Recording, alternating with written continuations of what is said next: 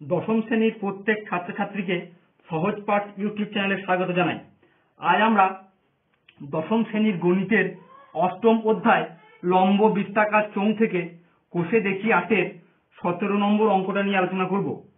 17 নম্বর অঙ্কের স্টেটমেন্টটা এইরকম যে 17.5 সেমি ব্যাসের 4টি লম্ব বৃত্তাকার ঢালাই পিলারের চারিপাশে 3.5 সেমি পুরু বালির সিমেন্টের প্লাস্টার করতে হবে। তাহলে প্রথম অঙ্কটা কি না, প্রতিটি পিলার যদি 3 মিটার লম্বা হয় তবে কত ঘন ডেসিমিটার মশলা লাগবে তা নির্ণয় করো। এটা হচ্ছে অঙ্কের প্রথম পার্ট। আর দ্বিতীয় পার্টটা কি, প্লাস্টারের মশলা তৈরি করতে যদি 4:1 অনুপাতে বালি ও সিমেন্ট মেশাতে হয় তবে কত ঘন ডেসিমিটার সিমেন্টের প্রয়োজন হবে। দয়া করে নিজের সাবস্ক্রাইব বাটনটি ক্লিক করে আমাদের চ্যানেলটি সাবস্ক্রাইব করুন ও নোটিফিকেশন সবার আগে পাওয়ার জন্য পাশের বেল বাটনটি ক্লিক করুন। তাহলে দেখতে পাচ্ছি যে অঙ্কের দুটি পার্ট। প্রথম পার্টটার জন্য যদি সমাধান করি তাহলে আমরা দেখব যে তো আমাদের অঙ্কের তথ্য সূত্রগুলি কি কি না, ঢালাই পিলারের ব্যাস, ঢালাই পিলারের ব্যাস, ঢালাই পিলারের ব্যাস বলা আছে যে 17.5 সেমি। আচ্ছা, তাহলে ব্যাসার্ধ বেরিয়ে যাবে। ব্যাসার্ধ হচ্ছে যে R1 হিসেবে যদি ডিনোট করা হয় তাহলে 17.5 ডিভাইডেড বাই 2 যদি করা যায় তাহলে আমরা দেখব যে 8.75 সেমি। 8.75 সেমি। এটাকে যদি ডেসিমিটারে কনভার্ট করা যায় তাহলে হবে 0.875 সেমি। আচ্ছা, তাহলে এটা গেল। এবারে এই ঢালাই পিলারের চারিপাশে আমাদের করতে হবে কি না, 3.5 সেমি পুরু বালি সিমেন্টের প্লাস্টার করতে হবে, তাই তো। এবার তাহলে এটা হচ্ছে যে অরিজিনাল পিলারের ব্যাসার্ধ। এবার তাহলে প্লাস্টার সমেত পিলারের ব্যাসার্ধ কত হবে? অতএব প্লাস্টার সমেত পিলারের ব্যাসার্ধ হচ্ছে যে তাহলে এই ব্যাসার্ধের সঙ্গে প্লাস্টারটা যতটা পুরু সেটা যোগ হয়ে যাবে। তাহলে এইটা হচ্ছে যে 8.75 সেন্টিমিটার অরিজিনাল পিলারের ব্যাসার্ধটা, আর তার সঙ্গে প্লাস্টারটা পুরু হচ্ছে যে 3.5 সেন্টিমিটার পুরু।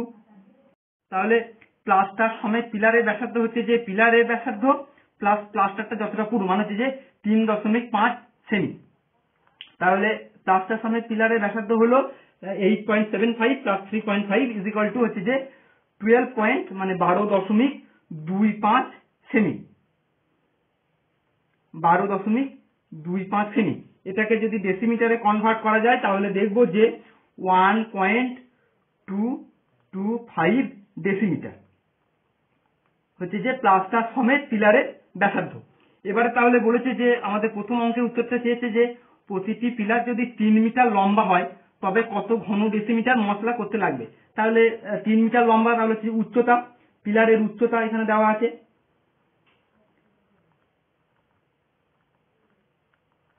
পিলারের উচ্চতা h ইকুয়াল টু হচ্ছে যে 3 মিটার।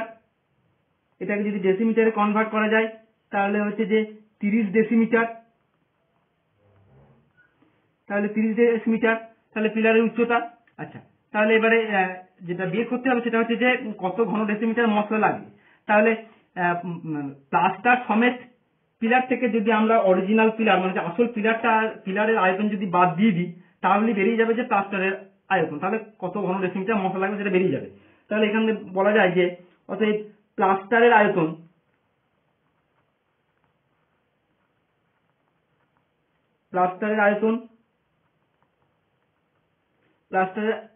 তাহলে কত হবে না, অবশ্যই প্রতিটি পিলারের প্লাস্টারের আয়তন প্রতিটি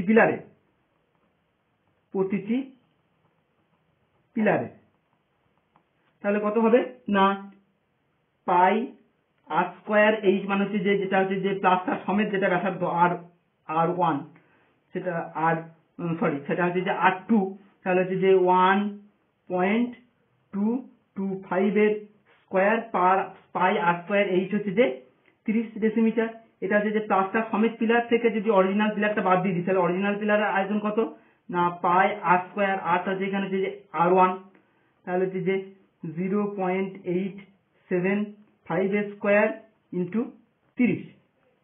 এবার এখান থেকে যদি কমন নিয়ে নেওয়া যায় পাই ইন্টু 30টা যদি কমন নিয়ে নেওয়া যায় তাহলে এখানে পড়ে থাকবে যে 1.225 এর স্কোয়ার মাইনাস 0.875 এর স্কোয়ার, এত ঘন ডেসিমিটার। অবশ্যই এটা ঘন ডেসিমিটার,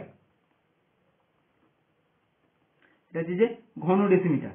এবারে যদি বের করতে হয় যে অতএব তাহলে 4টি পিলারের প্লাস্টারের আয়তন, 4টি পিলারের প্লাস্টারের আয়তন তাহলে 4 দিয়ে গুণ হয়ে যাবে, তাহলে কি থাকবে না পাই ইন্টু 30 ইন্টু 4, যেহেতু 4টি পিলার, আর যেটা পড়ে আছে সেটা হচ্ছে যে 1.225 এর স্কোয়ার মাইনাস 0.875 এর স্কোয়ার, এত ঘন ডেসিমিটার।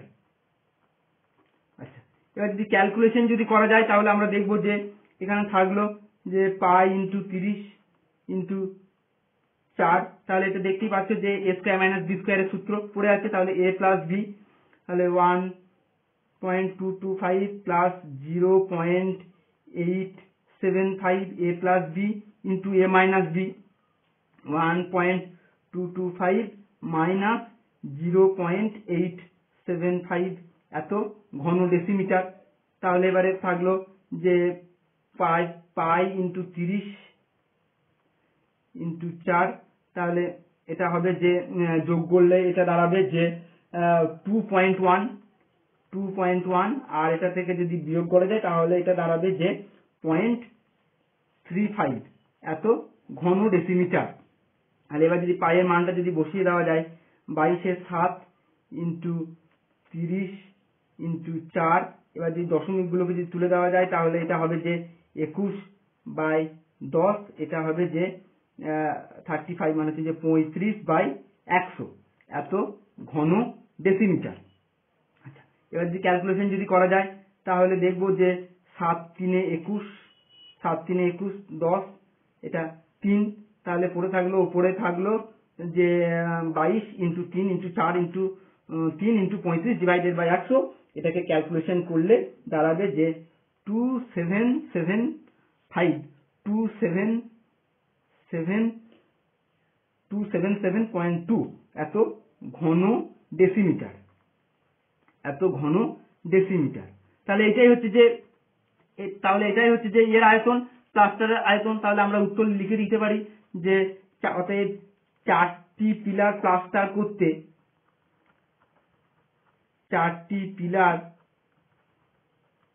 প্লাস্টার করতে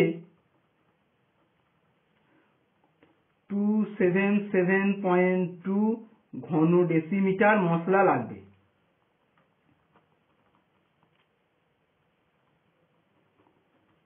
এত ঘন ডেসিমিটার মশলা লাগবে। তাহলে এটা হচ্ছে আমাদের প্রথম প্রশ্নের উত্তর, প্রথম অঙ্কের উত্তর। এবার দ্বিতীয় অঙ্কটা আমাদের বলেছে যে প্লাস্টারের মশলা তৈরি করতে যদি 4.1 অনুপাতে বালি সিমেন্ট মেশাতে হয় তবে কত ঘন ডেসিমিটার সিমেন্টের প্রয়োজন হবে।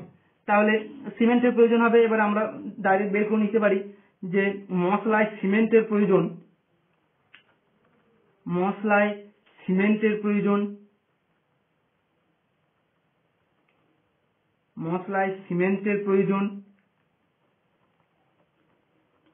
তাহলে টোটাল মশলা যেটা 277.2 ইন্টু 1/5, মানে হচ্ছে যে 5/1 এত ঘন ডেসিমিটার। তাহলে এইটা হচ্ছে যে সিমেন্টের প্রয়োজন, তাহলে এটাকে যদি ক্যালকুলেশন করা যায় তাহলে আমরা দেখব যে 55.44 ঘন ডেসিমিটার। 55.44 ঘন ডেসিমিটার। তাহলে আমরা দ্বিতীয় পার্টের উত্তর পেয়ে গেলাম যে অতএব দ্বিতীয় পার্টটা এটা, তাহলে দ্বিতীয় পার্টের উত্তর আমরা পেয়ে গেলাম। তাহলে দ্বিতীয় পার্টের উত্তর জন্য আমরা লিখতে পারি যে অতএব 4টি পিলার প্লাস্টার করতে 4টি পিলার প্লাস্টার করতে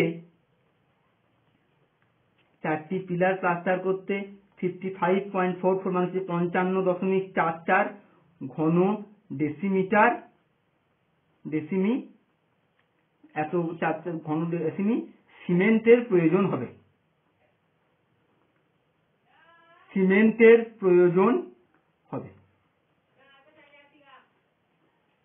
তাহলে 4টি পিলার তৈরি করতে 55.44 ঘন ডেসিমিটার সিমেন্টের প্রয়োজন হবে। তাহলে এটাই আমাদের অঙ্কের উত্তর। তাহলে স্টুডেন্ট আজকে এই পর্যন্তই, আবার আমরা পরের দিন একটা নতুন অঙ্ক নিয়ে আলোচনা করব। তাহলে আজকের মতো এখানেই শেষ। ধন্যবাদ। তোমরা সহজ পাঠ ইউটিউব চ্যানেলের ভিডিওগুলিকে প্লিজ লাইক এবং শেয়ার করবে, তাহলে আমাদের ভিডিওগুলি বেশি সংখ্যক মানুষজনের কাছে পৌঁছে যাবে। ধন্যবাদ।